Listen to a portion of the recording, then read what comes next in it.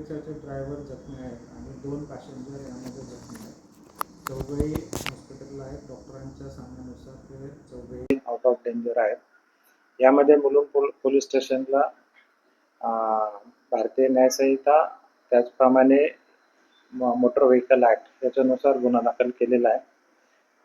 Accident नंतर आरोपी त्या ठिकाणावरून निघून गेला होता. त्याचा शोध घेण्यात आला आणि त्याला कांजूर या ठिकाणावरून मुलुंड पोलीस स्टेशनने ताब्यात घेतलं. त्याची मेडिकल केली, ब्लड सॅम्पल CA ॲनालिसिससाठी पाठवलेलं आहे. मेडिकल दरम्यान त्याच्या तोंडाचा दारूचा वास येत असल्याबाबतचा डॉक्टरांनी ओपिनियन दिलेले, त्याप्रमाणे सेक्शन ॲड केलेले.